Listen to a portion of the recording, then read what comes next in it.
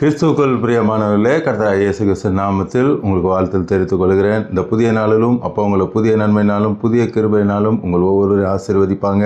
உங்கள் எல்லாருக்கும் கடைசியில் நான் ஜெபிப்பேன். ஏசப்பா எல்லாருக்கும் அற்புதத்தை செய்வாங்க. இந்த காலை நேரத்தில் அப்போ உங்களுக்கு அருமையான ஒரு வாக்குத்தத்தத்தை கொடுக்கிறார்.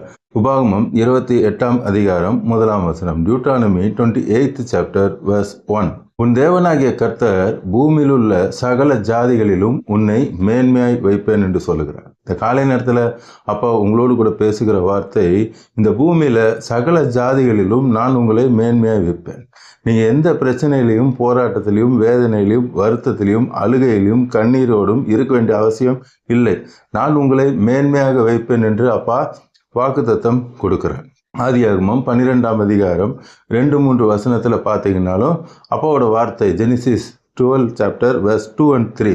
உன் பேரை நான் பெருமைப்படுத்துவேன் என்று சொல்லுகிறார். அப்பா இந்த காலை நேரத்தில் சொல்கிறாங்க, இன்றைக்கு எந்தெந்த இடத்துலலாம் உங்கள் பேர் டேமேஜ் ஆகி போயிருக்கோ, ரிப்பேர் ஆகிருக்கிறதோ, எனக்கு அந்த இடத்துல அவமானம் ஆயிடுச்சு பிரதர், நீங்கள் எந்த இடத்துல வைக்கப்பட்டீங்களோ அதே இடத்துல அப்பா உங்களை உயர்த்த வல்லமையுடைய தேவனாக இருக்கிறாங்க. இன்னைக்கு உலகத்தில் பார்த்தீங்கன்னா அநேக மனிதர்கள் உயர்வதற்காக அநேக உபாயத்தந்திரங்களை செய்வாங்க. அநேக ஷார்ட்கட்ஸ், எப்படியாவது வாழ்க்கையில் முன்னேறணும் என்று சொல்லுவாங்க. ஆனால் நம்ம வேதத்தின்படி வாழ்கிற அப்பாவுடைய பிள்ளைகள். அப்பா நமக்கு வேதத்தில் நம்ம ஆசீர்வாதமாய் வாழ்வதற்கான வழிகளை நமக்கு காண்பித்து கொடுக்குறார். நிறைய பேர் ஆசீர்வாதம்னா நினைக்கிறாங்க பணம் மட்டும்தான் ஆசீர்வாதம். அப்படி இல்லை. ஒருத்தருக்கு பணம் நிறையா இருக்கும், அவங்களுக்கு சுகம் இல்லாமல் இருக்கும், அவங்களுக்கு அந்த நேரத்தில் சுகம் வேணும், அதுதான் அவங்களுக்கு ஆசீர்வாதம். சிலருக்கு சுகம் நல்லா இருக்கும், பணமும் நிறையா இருக்கும், அவங்களுக்கு ஒரு சமாதானம் இருக்காது, அவங்களுக்கு அதுதான் ஒரு ஆசீர்வாதம். அப்படி ஒவ்வொருத்தருக்கு ஒவ்வொரு காரியம் ஆசீர்வாதமாக இருக்கும். இன்றைக்கு இந்த காலை நேரத்தில் அப்பா சொல்கிறாங்க, உங்களுக்கு என்ன ஆசீர்வாதம் வேணுமோ அந்த ஆசீர்வாதத்தை கொடுத்து உங்கள் ஒவ்வொருவரையும் ஆசீர்வதிப்பேன் என்று சொல்லுகிறார். அதுதான் 12:2 ஆதியாகமத்தில் பார்த்தோம். உன் பேரை நான் பெருமைப்படுத்துவேன், நீ ஆசீர்வாதமாக இருப்பாய். நீங்கள் அநேகருக்கு அப்பா உங்களை ஆசீர்வாதமாக வைப்பேன் என்று சொல்லுகிறார். நீங்கள் நினைக்கலாம், எனக்கே ஆசீர்வாதம் இல்லையே பிரதர், நான் எப்படி அநேகருக்கு ஆசீர்வாதமாக இருப்பேன்? அப்பா சொல்கிறாங்க, அப்பாவோட வார்த்தை இன்று உங்களுக்கு நேராக வருகிறது என்றால் அது நிச்சயமாய் நடக்கும். அது உங்களுக்கு நடக்கணும்னு சொல்லி தான் உங்களை அப்பா கேட்க வைக்கிறாங்க. இன்றைக்கி எவ்வளோ உலகத்தில் மக்கள் இருக்காங்க, அவங்க கேட்கல இந்த வார்த்தையை, நீங்கள் ஏன் கேட்குறீங்க? அப்பா உங்களை ஆசீர்வதிக்கணும்னு முடிவு பண்ணிட்டாங்க. அதற்கான வழிகளை தான் அப்பா இன்று உங்களுக்கு காண்பித்து கொடுக்க போகிறாங்க. நான் இன்றைக்கி உங்களுக்கு வசனங்களை சொல்லி கொண்டு இருக்கிறேன். அந்த வசனத்தை நீங்கள் நோட் பண்ணிவிட்டு பொறுமையாக நீங்கள் ஃப்ரீயாக இருக்கும்போது அதை எடுத்து படித்து பாருங்கள். நீதிமொழிகள் 11:25 அப்பாவோட வார்த்தை சொல்லுகிறது. Proverbs 11:25 உதார குணமுள்ள ஆத்துமா செழிக்கும், எவன் தண்ணீர் பாய்ச்சறானோ அவனுக்கு தண்ணீர் பாய்ச்சப்படும். அப்போ உதார குணமுள்ள ஆத்துமாவை அப்போ என்ன பண்ணுறாங்க? ஆசீர்வதிக்கிறாங்க. இன்றைக்கி ஆசீர்வாதத்துக்கு நிறையா வழிகள் உண்டு. அந்த வழிகள் நமக்கு தேவையில்லை. அப்பா நமக்கு என்ன வழிகள் சொல்கிறாங்க அந்த வழியில் நமக்கு நடக்கும்பொழுது நமக்கு ஆசீர்வாதம் தேடி வரும். இதே ஆபிரகாம் ஆசீர்வாதமாக இருப்பதற்கு ஆதியாகமம் 14 அதிகாரத்தில் 20 வசனம், ஜெனிசிஸ் 14 verse 20. உன் சத்துருக்களை உன் கையில் ஒப்பு கொடுத்து உன்னதமான தேவனுக்கு ஸ்தோத்திரம் என்று சொன்னான். அங்கே அநேக ராஜாக்களை ஜெயித்து கொண்டு வரான். அதை நீங்கள் முழு அதிகாரத்தை பொறுமையாக படித்து பாருங்கள். லோத்தை மீட்டு கொண்டு வருகிறார். வரும் பொழுது எல்லாத்தையும் ஜெயித்த தேவனுக்கு ஸ்தோத்திரம்னு சொல்லிட்டு இவனுக்கு ஆபிரகாம் எல்லாவற்றிலும் தசம பாகம் கொடுத்தான். முதல்ல என்ன கொடுத்தாங்க? தசம பாகம். அப்பாவுக்கு தசம பாகம் கொடுக்கணும். மல்கியா 3:10 அப்பா சொல்கிறாங்க, மலாச்சி 3:10 என் ஆலயத்தில் ஆகாரம் உண்டாயிருக்கும்படிக்கு தசம பாகங்களை எல்லாம் பண்டசாலையில் கொண்டு வாருங்கள். அப்பொழுது நான் வானத்தின் பலகணிகளை திறந்து இடம் கொள்ளாமற் போகும் மட்டும் உங்கள் மேல் ஆசீர்வாதத்தை வருஷிக்க மாட்டேனோ என்று என்னை சோதித்து பாருங்கள் என்று கேட்குறாங்க. அப்பாவை சோதித்து பார்க்கறதுக்கு நம்மளுக்கு என்ன தகுதி இருக்குது? ஒன்றுமே கிடையாது. அப்போ அப்பாவுக்கு நம்ம தசம பாகங்களை கொண்டு வரும் பொழுது 10ல் 1 கொடுக்கும் பொழுது அப்பா என்ன செய்கிறாங்களாம்? வானத்தின் பலகணிகளை திறந்து இடம் கொள்ளாமற் போகும் மட்டும் நான் உங்களை ஆசீர்வதிப்பேன் என்று சொல்லுகிறார். சோதித்து பாருங்கள் என்று சொல்லுகிறார். எதுக்கு அப்பாவுக்கு காசு கொடுக்கணும்? அப்பாட்ட காசு இல்லையா? அப்பா கிட்ட எல்லாம் இருக்குது. வானமும் பூமியும் அவங்களது தான், வெள்ளியும் பொண்ணும் அவங்களது தான்.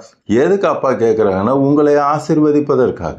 அது ஒரு வழி, அது ஒரு நியாயப்பிரமாணம், அது ஒரு பிரின்சிபல். உங்களை ஆசீர்வதிக்கிறதுக்கு அது ஒரு வழி. அப்படி செஞ்சீங்கன்னா உங்களுக்கு ஒரு ஆசீர்வாதம் வரும். அப்போ வழி காண்பித்து கொடுக்குறார். இதுதான் வழின்னு சொல்கிறாரு. அந்த வழியில் போகிறவங்க அந்த ஊருக்கு போய் சேருவாங்க. இல்லைன்னா அப்படி போக மாட்டாங்கன்னா அந்த ஊருக்கு போய் சேர மாட்டாங்க. ஆசீர்வாதத்தை பெற்றுக்கொள்கிறதுக்கு அப்பா ஒரு வழியை உங்களுக்கு காண்பித்து கொடுக்குறார். இன்றைக்கி அநேகர் எல்லாத்தையும் கொடுப்பாங்க, ஆனால் அந்த பணத்தை கொடுக்க மட்டும் அவங்களுக்கு மனசு வராது. பர்ஸில் இருந்து காசு எடுக்கிறதுக்கு மனசே வராது. காணிக்கை போடும்போது பார்த்தீங்கன்னா பர்ஸை எடுப்பாங்க, ரொம்ப நேரமாக தேடிக்கிட்டு இருப்பாங்க. என்ன தேடுறான்னு பார்த்தாங்கன்னா இருக்கிறதுலே சின்ன நோட்டு எதுன்னு தேடிக்கிட்டு இருப்பாங்க. எல்லாவற்றையும் கொடுக்க மனசு இருக்கும், காசை கொடுக்க மனசு இருக்காது. ஏன் அப்பா பணத்தை கேட்குறாங்க அப்படின்னா, உங்களுடைய நம்பிக்கை ஏசப்பா மேலே இருக்கா பணத்து மேலே இருக்கான்னு பார்க்குறாங்க. இன்னைக்கு பணத்தை கொடுக்காம இருக்கிறவங்களோட நம்பிக்கை எது மேலே இருக்கு? ஏசப்பா மேலே இல்லை, பணத்து மேலே இருக்கு. அப்போ எப்படி ஏசப்பா ஆசீர்வதிக்க முடியும்? அப்பா முழு இருதயத்தோடு நம்ம அவரை தேடணும். நம்மளுடைய முழு நம்பிக்கையும் யார் மேலே இருக்கணும்? ஏசப்பா மேலே இருக்கணும். ஏசப்பா மேலே இருக்கும்போது தான் அவர் நம்மளை ஆசீர்வதிப்பார். அவர் அதுதான் செக் பண்ணுறாங்க. நீ பணத்து மேலே நம்பிக்கை வச்சிருக்கியா இல்லை என் மேலே நம்பிக்கை வச்சிருக்கியான்னு பார்க்குறாங்க. அதுக்கு தான் கேட்குறாங்க. 10ல் 1ன்னா ஐயோ நான் எப்படி கொடுக்கறது? ஒரு 1000 ரூபாய் சம்பாதிக்கும் போது 100 ரூபா கொடுப்பாங்க. 10,000 ரூபா சம்பாதிக்கும் போது ஒரு 1000 ரூபா கொடுப்பாங்க. இதே 1 லட்ச ரூபாய் ஆண்டவர் ஆசீர்வதிப்பார், 1 லட்ச ரூபா சம்பளம் வாங்குவாங்க. 10,000மா ஆண்டவருக்காக கொடுக்கணும் அப்படின்னு. கோடி கோடியாக அப்பா கொடுத்தாலும் அப்பாவுக்கு கொடுக்கும் பொழுது தான் அப்பாவோட ஆசீர்வாதம் வரும். இதுதான் ஆசீர்வாதத்தை பெற்றுக்கொள்றதுக்கு வேதத்தில் சொல்லுகிற வழி. நீங்கள் 1 ராஜாக்கள் 17ஆம் அதிகாரம் பொறுமையாக படித்து பாருங்க. சாரிபாத் விதவை, அந்த ஊரே பஞ்சத்தில் இருந்துச்சு. அந்த அம்மாவுக்கும் சாப்பிட்றதுக்கு ஒன்றும் கிடையாது. இருந்த கொஞ்சம் மாவை எடுத்து எலியாவுக்கு செஞ்சு கொடுத்தாங்க.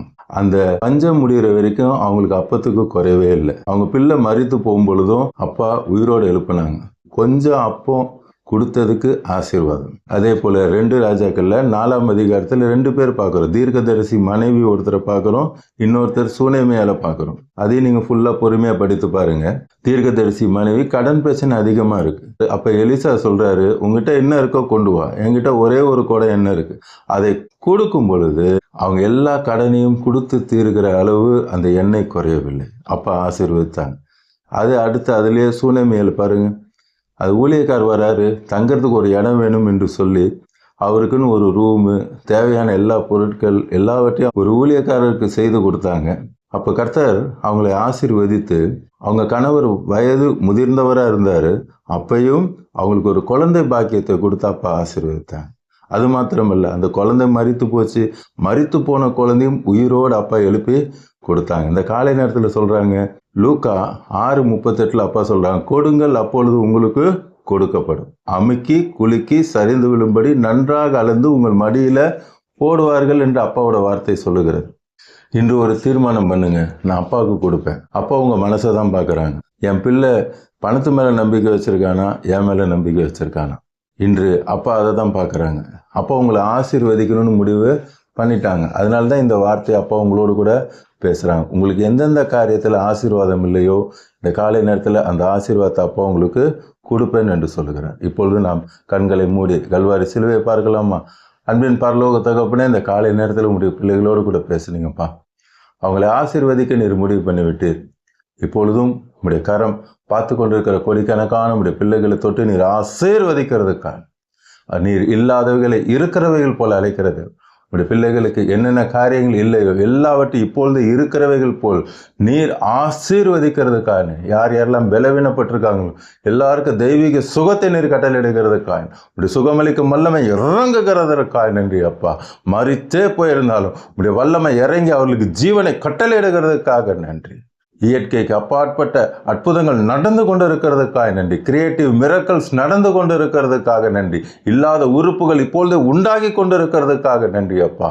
யார் யாரெல்லாம் கண்ணீரோடு கூட வேதனையோடு கூட பார்த்து கொண்டு இருக்கிறாங்களோ எல்லாருக்கும் அற்புதத்தை செய்கிறீங்க. குறிப்பாக கடன் பிரச்சனை இருக்கே, எனக்கு பாரம் தாங்கலையே என்று சொல்லி வேதனையோடு பார்த்து கொண்டு இருக்கிறீங்க அப்பா. உங்களுடைய துக்கத்தை சந்தோஷமாய் மாற்றி எல்லா கடன் பிரச்சனை எடுத்து உங்கள் பிஸ்னஸை ஃப்ளரிஷ் பண்ண போகிறாங்க. நீங்கள் செய்கிற வேலையை ஆசீர்வதிக்க போகிறாங்க. உங்கள் குடும்பத்தில் இருக்கிற எல்லா குழப்பங்கள் எல்லாவற்றையும் நீர் எடுத்து போடுகிறதுக்கான, குடும்பத்தில் சமாதானம் இல்லைன்னு கலங்கி கொண்டு பார்க்குறீங்க, கணவர் மனைவிக்குள்ளே ஒரு சமாதானம் இல்லைன்னு பார்த்து கொண்டு இருக்கிறீங்க, பிள்ளைகள் பெற்றோருக்குள்ளே ஒரு சமாதானம் இல்லைன்னு பார்த்து கொண்டு இருக்கிறீங்க, சொத்து பிரச்சனைனால குடும்பத்தில் ஒரே பிரச்சனை, ஒரு நிம்மதியே இல்லை என்று சொல்லி அவ்வளோ ஆசீர்வாதம் இருந்தோம், அவ்வளோ சொத்துக்கள் இருந்தும் எனக்கு ஒரு நிம்மதி இல்லை, ஒரே பிரச்சனை.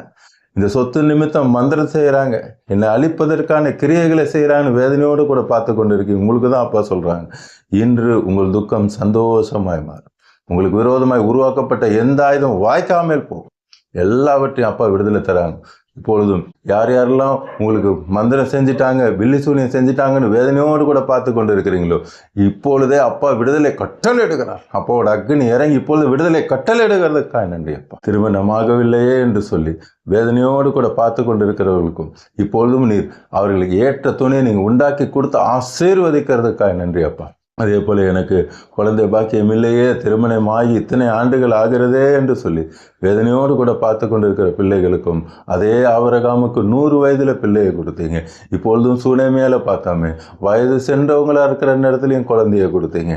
நீங்கள் அற்புதத்தை செய்ய வல்லமையுடைய தேவன். அவர்களை ஆசீர்வதிக்கிறத குழந்தையை கொடுத்து நீங்கள் அவங்கள ஆசீர்வதிக்கிறதுக்காக நன்றி அப்பா. ப்ரெக்னெண்ட்டாக இருக்கிறவர்களுக்காக நான் ஜெபிக்கிறேன். அவங்களுக்கு நார்மல் டெலிவரி நீர் கட்டளை எடுக்கிறதுக்காக நன்றி. இன்னும் உடைய பிள்ளைகள் என்னென்ன தேவையோடு கூட ஜெபித்து கொண்டு இருக்கிறாங்களோ எல்லா தேவைகளையும் உம்முடைய மகிமை ஐஸ்வர்யத்திலும் சந்தித்து ஆசீர்வதிக்கிறதுக்காக பார்த்து கொண்டு இருக்கிற கோடிக்கணக்கான உடைய பிள்ளைகளை ரட்சித்து ஆசீர்வதிக்கிறதுக்காக இயேசுவின் நாமத்தில் ஜெபிக்கிறேன் நல்ல பிதாவே. அமேன் அமேன். தொடர்ந்து பாருங்க, அப்பாவோட வார்த்தையை கேளுங்க, அநேகருக்கு ஷேர் பண்ணுங்க. எல்லோரும் ரட்சிக்கப்பட்டுட்டும் ஆசீர்வதிக்கப்படட்டும். உங்களுக்கு ப்ரேயர் பாயிண்ட்ஸ் இருந்தால் கமெண்ட்ல போடுங்க, உங்களுக்காக ஜெபிப்பேன். ஏசப்பா உடனே அற்புதத்தை செய்வாங்க. மீண்டும் புதிய அப்பாவோட வார்த்தையோடு கூட நாளை காலை சந்திக்கிறேன். God bless you all. Praise எல்லாம்.